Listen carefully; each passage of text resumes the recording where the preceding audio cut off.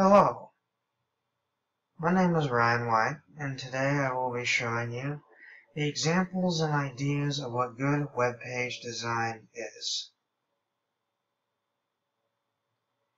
First, I would like to look at a couple different websites to show you a good idea of content of what might actually bring you to look at good web page design. And first, we're going to look at this site that mostly focuses on the idea of food and food sense. So web page design, in my mind, needs to be something that not only makes the viewer want to stay, but gives them a quick source of easy information that makes it useful for them to carry out their ideas in whatever endeavor they are doing. So this site is good, and I kind of like this site in the aspect that it's got a good aesthetics of design right here. It's got good links right away. It's easy to look at. It's got good images for food, and right away it has a good categorical sense that can get you going anywhere you want. So the thing that really catches my eye real fast here is that they decided to create a table link and use a bit of CSS with its images and linking. And immediately my eye gets drawn to the A-list and to Tastemakers, which I think is a key concept of web page design. So we're going to go into Tastemakers and see what that does. And you'll see now that that actually gives a gallery of different ideas and food, which I have to say, this looks good. And we'll go down now and we can see that they do have other ideas of quick and easy foods that you can do and links that might take you to other sites. So I like this site because it's simple, but it gets the job done. And it actually gets me the things I want to see, because I just wanted to have like easy examples of snacks I might want to do. And this site does that.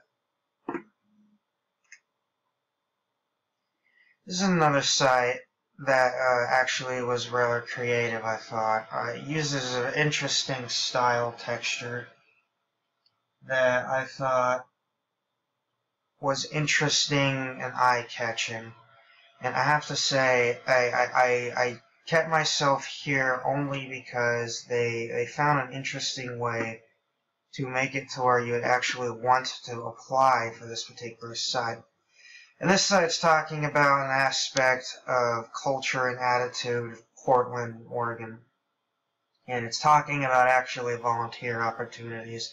There's really not that much to it. But again, they went simple-minded and they created a web page that really caught your eye for a second because of, you know, just the simple styles, the simple color change that they're doing. And you look at it and you actually go down. There's not that much to it, but you at least look at the fact that you do want to apply. And, you know, that does take you to other sites and for possibly getting involved with Helping Portland. So this site's another real simple one that I think got the idea of web page design and actually got its point across to help their community. This is another one that had a real interesting idea with web page design, and this might be my favorite. This is another one that's kind of focusing on getting people to help, but more importantly, I think it's actually an information site trying to show you what's out there. And all these pictures are actually links, as it would happen. And they went with that because of aesthetics and trying to get you to see that picture and say, oh, I do want to click on this link. That is something that might be interesting to look at. And this is a video that I believe focuses heavily on Somalia, which does have a lot of issues of civil war and hunger, a various amount of things that happen there that they still need help with, the Red Cross and other things. And this video uses, I've noticed, some different aspects of CSS and actually Bootstrap, which they actually up here on the top part of this they actually have some real interesting links and ideas that take you down to the site. And the perspectives was actually clever, I thought, because a lot of people, when they come to the site, they're wanting to look at their ideas and why they're doing it, and they put that right up there on the front. And it takes you right down to the video and right down to their ideas and why they're doing it. And they put the important stuff right on the top. And I thought that was actually important. And the way they designed this site with a lot of aesthetics and a lot of color, I also thought was neat. So this is a good site for that. I think it's a site that also really identifies that you want to have a site that makes people want to stay. You want to have a site that makes people want to learn that information and then use that information in their everyday endeavors. And I think that's key in web page design. This site does a very good job of having a different form of links that they put right on the top that you can do right away, and it has a real nice aesthetic to it that I really enjoy. So there are other sites that I think are important that have a good usage of tables and information.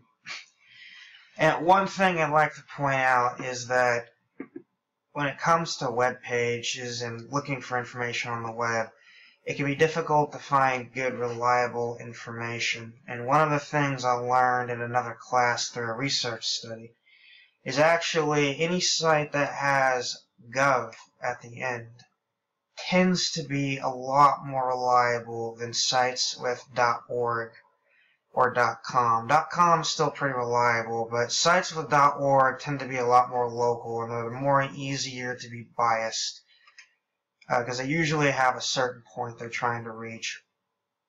.gov sites tend to be a lot more official and more factual. So just a tip for anyone looking for more scientific or reliable information. So this is a gov site, NASA. NASA's got a good, nice site. It's got a lot of links on it that I really do enjoy. And it does have a lot of categorical links on it that I think make it very easy to just kind of go to and look at. They do a good job of utilizing pictures, I think, to grab in your interest in this site.